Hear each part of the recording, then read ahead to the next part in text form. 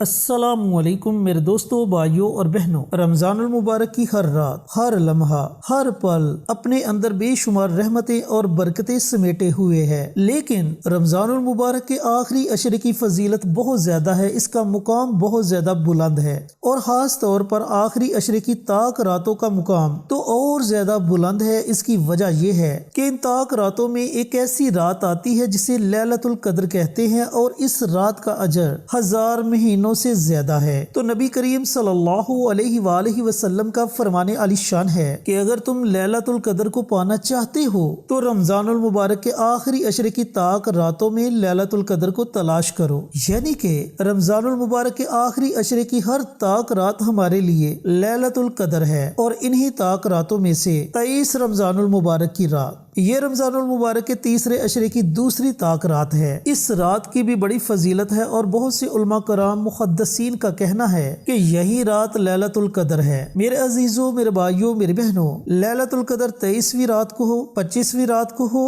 27ویں رات کو ہو یا پھر 29ویں رات کو ہو، ہم نے ان تمام راتوں میں جاگ کر عبادت کرنی ہے، اللہ کو راضی کرنا ہے، تاکہ ہمیں لیلۃ القدر بھی نصیب ہو جائے اور اللہ بھی ہم سے راضی ہو جائے۔ چینل پر نئے آنے والے تمام دوستوں سے گزارش ہے کہ چینل کو سبسکرائب کر کے ساتھ گھنٹی کے بٹن کو دبا کر آل نوٹیفیکیشن پر کلک کر دیں، تاکہ میری ہر نئی آنے والی ویڈیوز کی اپڈیٹ آپ تک بروقت پہنچتی رہے۔ جزاک اللہ۔ میرے عزیز دوستوں، میرے بھائیوں، میرے بہنوں، اگر آپ زندگی میں بہت زیادہ پریشان ہیں، پریشانیوں نے آپ کو چاروں طرف سے گھیر لیا ہے، گھر میں رزق کی تنگ دستی ہے، اولاد نافرمان ہے، گھر میں ہر وقت لڑائی جھگڑا رہتا ہے، یا پھر آپ کے دشمن ہیں جو ہر پل ہر لمحہ آپ کو نقصان پہنچانے کے بارے میں سوچتے رہتے ہیں، آپ پر مختلف طریقوں سے وار کرواتے ہیں، جادو کے ذریعے، تویزات کے ذریعے، یا پھر زورۂ بازو سے، یا پھر زبان سے گالم گلوچ کرتے ہیں، یا اس کے علاوہ آپ مقروض ہیں، قرض کی دلدل میں ڈوب چکے ہیں، کوئی راستہ نظر نہیں آ رہا اس دلدل سے نکلنے کے لیے،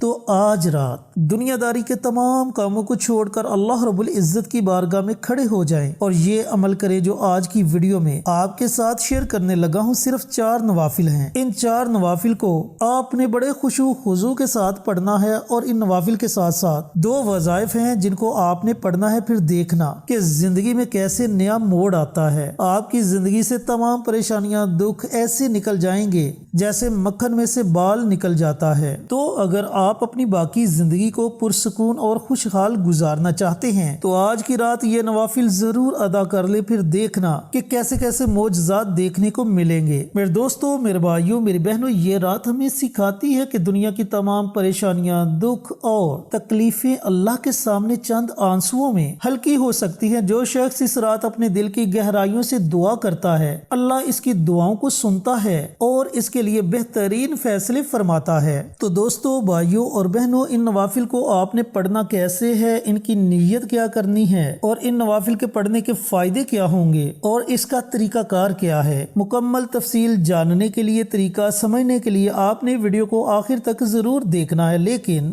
اس سے پہلے میری ایک چھوٹی سی گزارش ہے کہ کمنٹ باکس میں سبحان اللہ، ماشاءاللہ، الحمدللہ، اللہ اکبر اور حضور پر نور صلی اللہ علیہ وآلہ وسلم کی ذات اقدس پر درود و سلام کا نذرانہ ضرور پیش کریں۔ جب آپ کمنٹ باکس میں ان کلمات میں سے کوئی بھی کلمہ لکھیں گے، کوئی دوسرا عزیز آئے گا اپنا لکھنے کے لیے، وہ آپ کے لکھے ہوئے کو پڑھے گا، اسے بھی اجر ملے گا، آپ کو بھی اجر و ثواب ملے گا، اور ہمیں بھی اس کا اجر و ثواب ملے گا۔ لہٰذا نیکی کے ایسے چھوٹے چھوٹے کاموں میں ضرور حصہ لیا کریں۔ اب بڑھتے ہیں عمل کی طرف۔ آج 23 رمضان المبارک کی رات ہے، یعنی کہ تیسرے عشرے کی یہ دوسری طاق رات ہے۔ آپ نے پڑھنے ہیں 4 رکعت نماز نوافل، اور یہ نوافل آپ نے 2 کر کے پڑھنے ہیں۔ جب آپ نماز عشاء ادا کر لیں، نماز عشاء کے بعد نماز تراویح پڑھ لیں، پھر آپ نے وتر نماز نہیں پڑھنی۔ وتر نماز ادا کرنے سے پہلے آپ نے یہ 4 نوافل پڑھنے ہیں۔ اب ان کا طریقہ سماعت فرمائیے گا۔ سب سے پہلے آپ نے 2 رکعت نماز نفل کی نیت کرنی ہے۔ نیت یہ کرنی ہے کہ یا اللہ، میری زندگی میں جتنی بھی پریشانیاں ہیں، جتنی بھی مشکلات ہیں، ان کو آسان کر دے۔ میں نے اپنی زندگی میں جتنے بھی گناہ کیے، اے میرے اللہ، ان کو معاف فرما دے۔ اس طرح آپ نے نیت کرنی ہے۔ میں اپنی پہلی ویڈیوز میں بھی آپ کو بتا چکا ہوں کہ نیت ارادے کا نام ہے، یہ آپ زبان سے بھی کر سکتے ہو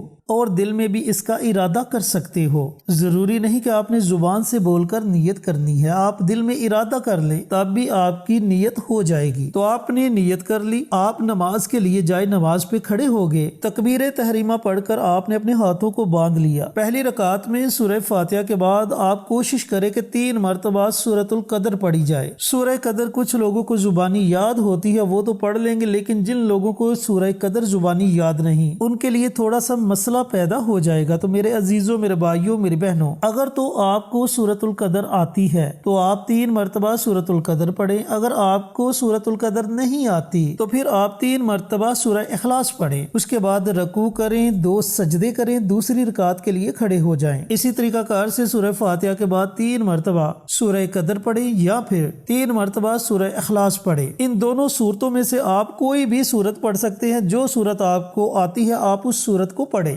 رکوع کریں، 2 سجدے کریں، اتحیات کی صورت میں بیٹھ جائیں، سلام پھیریں۔ سلام پھیرنے کے بعد آپ نے اسی جگہ بیٹھے رہنا ہے، اور ایک ایسی دعا ہے جو تمام دعاؤں کا مجموعہ ہے۔ اس دعا کے پڑھنے سے اللہ تعالیٰ بے شمار نعمتوں سے نوازتا ہے، قرض اتر جائے گا، اولاد فرما بردار ہو جائے گی، اللہ تعالیٰ رزق کے بند دروازوں کو کھول دے گا، آپ کے دل میں اللہ رب العزت کی محبت پیدا ہو جائے گی، آپ اللہ تعالیٰ کے اور زیادہ قریب ہو جائیں گے۔ آپ اللہ تعالیٰ کی بارگاہ میں جو دعا مانگو گے، اللہ رب العزت آپ کی اس دعا کو اپنی بارگاہ میں فوراً قبول و منظور فرما لے گا۔ تو میرے عزیزوں، میرے بھائیوں، میری بہنوں، آپ نے اسی جگہ بیٹھ کر 71 مرتبہ 71 ٹائمز استغفار کی دعا پڑھنی ہے۔ اب یاد رکھنا کہ استغفار کی بہت سی دعائیں ہیں، آپ کو جو بھی دعا آتی ہے آپ اس دعا کو پڑھ سکتے ہو، اور اگر آپ کو استغفار کی کوئی بھی دعا نہیں آتی تو آپ صرف اتنا پڑھ لیں، استغفر اللہ استغفر اللہ استغفر اللہ۔ 71 مرتبہ آپ نے اس دعا کو پڑھنا ہے۔ اس کے بعد اللہ تعالیٰ کی بارگاہ میں اپنے ہاتھوں کو اٹھائیں اور جس بھی پریشانی میں مبتلا ہے اس پریشانی سے نجات کے لیے اللہ رب العزت کی بارگاہ میں دعا مانگیں۔ دعا مانگنے کے بعد دوسرے 2 نوافل کے لیے کھڑے ہو جائیں، تکبیر تحریمہ کہہ کر اپنے ہاتھوں کو باندھ لیں۔ پہلی رکعت میں سورہ فاتحہ کے بعد 3 مرتبہ سورہ قدر پڑھیں یا پھر 3 مرتبہ سورہ اخلاص پڑھ لیں،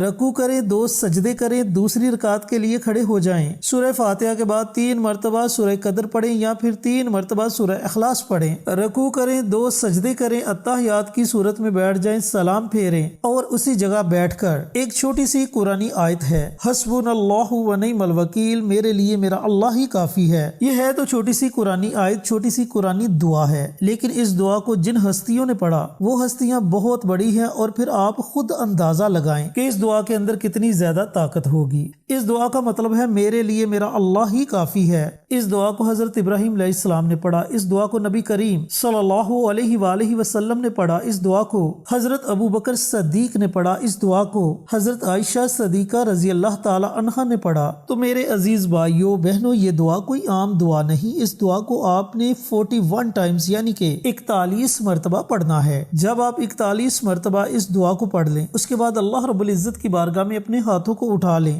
پھر دعا مانگیں، جو بھی حاجت ہے، جو بھی مقصد ہے، جو بھی پریشانی ہے، رو رو کر گڑ گڑا کر لجاجت کے ساتھ اللہ رب العزت کو منا لیں، اللہ سے اپنی تمام ضروریات پوری کروا لیں۔ تو میرے عزیزوں، میرے بھائیوں، میرے بہنوں، یہ چھوٹا سا آسان سا عمل ہے، اسے آج 23 رمضان المبارک کی رات ضرور پڑھیں اور اس سے فائدہ ضرور اٹھائیں۔ ملتے ہیں ایک اور نئی ویڈیو کے ساتھ، اجازت دیں، السلام علیکم ورحمۃ اللہ وبرکاتہ۔